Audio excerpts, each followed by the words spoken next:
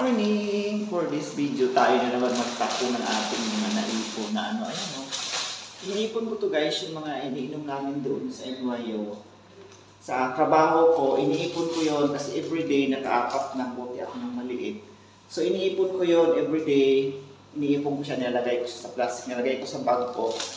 Sayang din naman, di ba? Kaya tatapon, nagbabara minsan siya sa mga ano doon. So itatapon natin siya sa tamang tapunan, makakatulong pa tayo sa ating environment. Ayan, shout out po sa inyong lahat dyan. Kung may mga ganito po kayo, ihulog nyo po, may mga box po dyan doon na doon mo ihulog, may points pa po. At the same time, malinis pa yung kapaligiran natin, hindi tayo tapon ng tapon ng mga plastic bottle natin. At the same time, meron pa po kayong points na makuha doon. Ayan, samahan niyo po ako at maghulog po nito doon. Okay? Ayan, sa natin yan. Try na tayo. Natin siya guys, tama lang kami. Kabayan na nagharap. Start na. Paano nga po? Start. Start? Dito? Finish mo na, finish. Okay, sige lang. Tapos, guys, ayan. Start na ako ng hulog ng mga naipon ko. Parang ano lang, parang laro-laro lang. Pero at the same time, meron po tayong points. Yan. At nakakatulong po tayo sa ating environment na nagkakalat-kalat lang diyan. Pero dito po sa UAE, bawal po ang magkalat.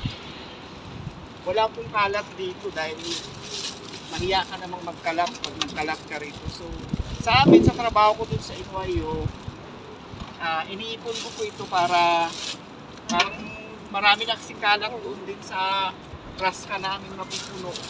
So, iniipon ko siya, sabi ni ma'am, sabi ni sir, kabayan, pwede raw, wag daw akong mahiya. So, start ko na po siya kukunin doon sa mga ibang lahi. Kasi maraming mga ibang lahi na nag-iipon-ipuni, natapon lang po, so ipunin natin. Sayang naman. Yan, ito lang pala 1 by 1. Salamat po pala kay kabayan, pinaunan niya ako dahil marami po sila sa sako na dalawang sako. Ayan. So, ganyan lang, antayin mo lang siya. Ayun. Pag nag-grade, ibig sabihin, mayroon pa pag-grade, okay na. Ayun pala yung mga points niya. Ayan. Kunin natin to sa sunod na araw. Marami pa doon. Isang plastic pa yun siguro. Ano yun? Mga isang plastic pa na malaki. Hingin ko doon. Araw-arawin ko siyang uuwi. Sabi ni kabayan, huwag kang mahiya. Oo nga naman, diba pag-isipin mo, dapat, huwag ka na mahiya dahil nakakatulong mo pa sa kalat. Ayun na guys, naka times 39 na po tayo at equals na 390 points po at yung mga points na po yan, magagamit nyo po yan, pamimili nyo po sa online. Ayan, maraming salamat po sa pagpapanood. God bless you.